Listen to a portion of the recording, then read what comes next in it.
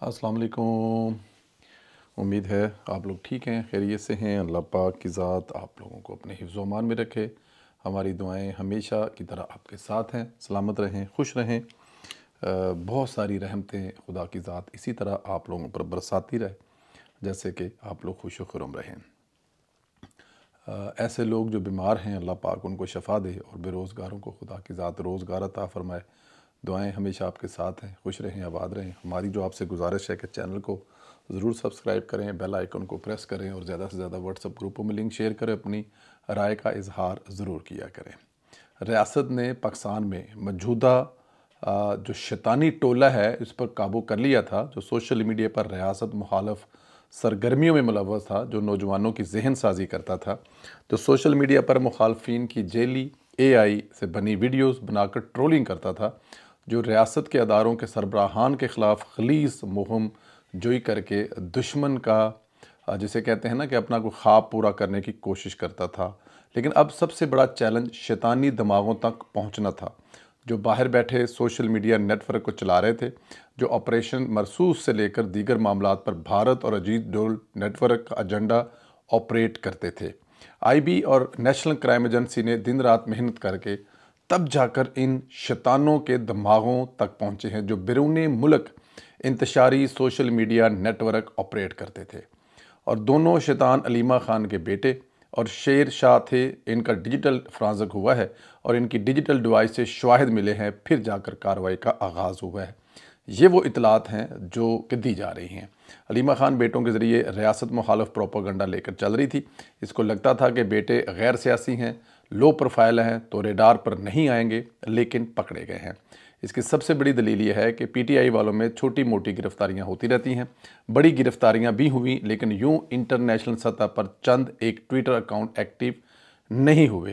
लेकिन इन दोनों की गिरफ्तारी पर ड्रॉप साइट नामी वेबसाइट, जो कि पाक फ़ौज मुखालफ से मुतल्लक मन घड़त प्रोपागंडा करती हैं और जो PTI के पे रोल पर हैं, इन्होंने ट्वीट करना शुरू कर दिए हैं।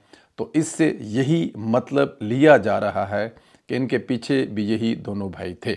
अब ये देखें इस वक्त यही सोच जो है वो रियासत में पल रही है, या यही जो सोच है वही लेके निकली हुई है कि जो इस वक्त सोशल मीडिया पे बाहर पे बैठकर सारा कुछ हो रहा था, उसके पीछे ये दोनों भाई थे। आने वाले वक्त में ये साबित मिलेगा और साबित होगा, आपको सबूत दिए जाएंगे, क्योंकि जो इनकी डिवाइस हैं, जो इनके पास मोबाइल फ़ोन है, उनसे कुछ ऐसे सबूत मिले हैं जिन सबूतों की बिना पर ये बात की जा रही है। और अगर ऐसा है तो मेरे ख़्याल में ठीक है, वक्ती तौर पे होता है कि आपके कुछ ऐसे मसाइल, लेकिन असल में इन बच्चों के मामे ने नो रिटर्न जो वॉल है ना, ये नो रिटर्न लाइन जो है वहाँ तक पहुँच गए हुए हैं और वो ख़ुद भी वापस नहीं चाहते आना। और उनको लगता है कि अगर वो वापस चले गए उस लाइन से तो ये उनकी शिकस्त होगी, ये वो किसी सूरत में कबूल नहीं कर रहे।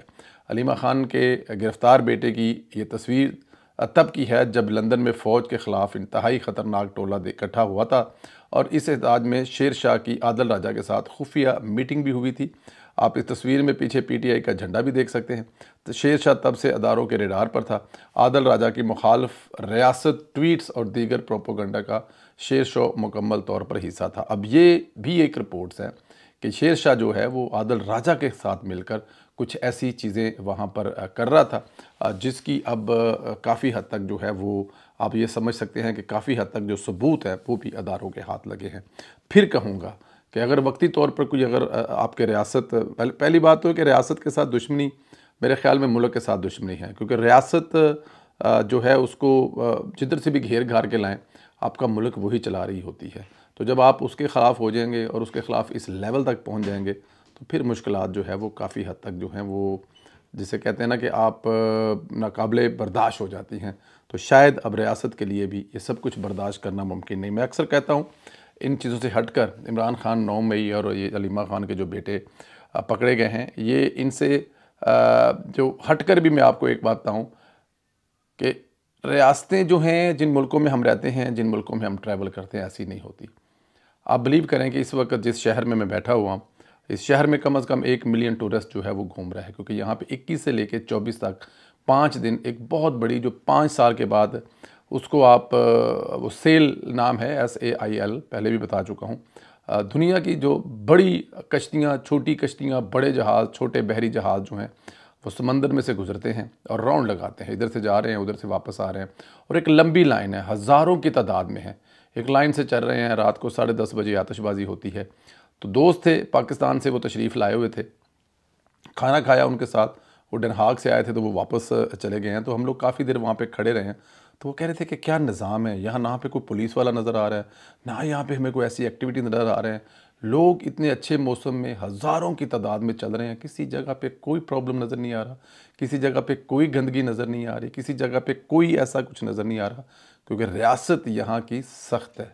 اگر آپ کوئی ایسی چیز کرتے ہیں تو اس پہ آپ کو معافی نہیں مل سکتی، لیکن کیونکہ ہمارے ہاں ریاست جو ہے وہ اب کیا کہا جائے، جو اس کے سافٹنس ہے وہ اس بات سے اندازہ لگائیں کہ بڑے سے بڑا ظلم کر کے ویڈیو بیان کر کے چھوٹ جاتے ہیں، تو پھر یہی کچھ ہوگا اس ملک میں۔ ریاست جب تک انصاف نہیں کرے گی، ریاست جب تک انصاف کی طرف نہیں آئے گی، عدالتیں جب تک انصاف نہیں کریں گی، ہر جرم کی سزا نہیں دی جائے گی، چاہے وہ کوئی چھوٹا ہے، چاہے وہ کوئی بڑا ہے، چاہے کوئی بہت بڑے قد والا لیڈر ہے یا کوئی عام انسان ہے، اور یہ فرق ختم نہیں کیا جائے گا، تو وہ ایسا سب کچھ کوئی نہ کوئی شیر شاہ سامنے آتا رہے گا۔ ایک اور خبر بھی آپ کو دیتا جاؤں، علیمہ خان والے معاملے پر پوری پی ٹی آئی خاموش ہے، انہیں کوئی فکر نہیں، کیونکہ لگ یہ رہا ہے کہ علیمہ خان صاحب سب تنگ تھے۔ علیمہ خان نے سب کی جو زندگی تھی اجیرن کر رکھی تھی۔ بہرحال پی ٹی آئی میں اب اقتدار کی جنگ شروع ہو چکی ہے، اور اگر ایسا ہے کہ علیمہ خان واقع ہی اگر ایسا چاہتی ہیں، یہ خبریں نہیں ہیں، یہ مفروضے نہیں ہیں، یا یہ جو ثابت کیا جا رہا ہے کہ علیمہ خان صاحبہ جو بھی وہ بھی پی ٹی آئی پر قبضے کا ایک پلان رکھتی ہیں، تو پھر سچ میں ایک جنگ شروع ہو گئی ہے پی ٹی آئی میں اقتدار کی، کیونکہ علیمہ خان کی جو لائن ہے نا، جو علیمہ خان کی لائن لیتے تھے، علی امین گنڈا پور کافی حد تک ان پہ کنٹرول کر چکے ہیں۔ تو اب علیمہ خان کے دونوں بیٹے گرفتار ہوئے ہیں، لیکن جس قسم کا واویلا یا جس قسم کا رونا پیٹنا ہوتا تھا، اس قسم کا رولا پیٹنا نہیں ہوا۔ ذاتی طور پہ مجھے بلیو کریں کہ ہمدردی ہے، کہ مطلب یہ سیاست ہے نا، آج علیمہ خان ہے تو کل پھر کوئی دوسرا خاندان یا پھر دوسرا ہو سکتا ہے، آج عمران خان ہے، اس سے ہمیں کچھ آگے نکلنا چاہیے، لیکن ہمیں اس سے کچھ سیکھنا بھی چاہیے۔ میں ایک سیاسی دوست، ان سے میری بات چیت چل رہی تھی، تو میں ان سے کہہ رہا تھا کہ یہ دنیا جو ہے نا، یہ مکافات عمل ہے۔ بے نظیر صاحبہ اور میاں محمد نواز صاحب کے پہلے جو ادوار ہیں، جو ان کی دو حکومتیں ہیں، ان میں وہ ایک دوسرے کو پکڑتے رہے ہیں، چھوڑتے رہے ہیں، وہ آتے تھے ان کو پکڑ لیتے تھے، وہ آتے تھے ان کو پکڑ لیتے تھے، تو ایسے ہی چلتا رہا۔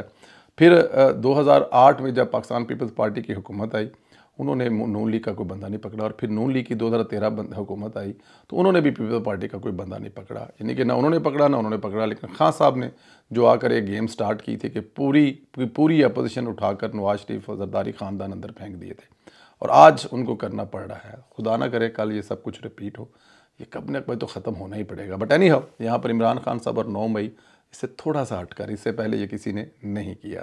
ادھر پاکستان آگے بڑھ رہا ہے، چین بھی فتح کر لیا ہے، ڈپلومیسی میں شہباز شریف نے چین کو فتح کر لیا۔ چینی وزیر خارجہ یہ کہہ رہا ہے کہ یہ میری خوش قسمتی ہے، پاکستان کے ساتھ مثبت طریقے سے آگے بڑھ رہے ہیں۔ چینی سفیر نے کہا کہ میں خود کو خود قسمت سمجھتا ہوں، کہ یہ میری خود قسمتی ہے کہ میں نے پاکستان کی موجودہ حکومت کی بڑی کامیابیوں کو اپنی آنکھوں سے، خاص طور پر وزیر اعظم شہباز شریف کی قیادت میں، وہ ہر روز بغیر کسی وقفے سے مسلسل کام کر رہے ہیں، کوئی بریک 7 ڈے میں نہیں لیتے، ان کی محنت کی بدولت پاکستان نے نمایاں کامیابیاں حاصل کی ہیں۔ میں نے خود دیکھا پاکستان کی جی ڈی پی کی شرح منفی سے بڑھ کر 2.68% تک پہنچ گئی ہے۔ میں جب یہاں آیا تھا اس وقت زر مبادلہ کے ذخائر صرف 9 ارب ڈالر تھے، لیکن یہ اب بڑھ کر 20 ارب امریکی ڈالر تک پہنچ چکے ہیں۔ دوسری طرف امریکہ کہہ رہا ہے کہ دنیا کی کوئی چیز پاکستان کے ساتھ ہمارے تعلقات خراب نہیں کر رہے۔ یہ ایک تاریخی موقع ہے، پاکستان چین اور امریکہ کو ساتھ لے کے چل رہا ہے۔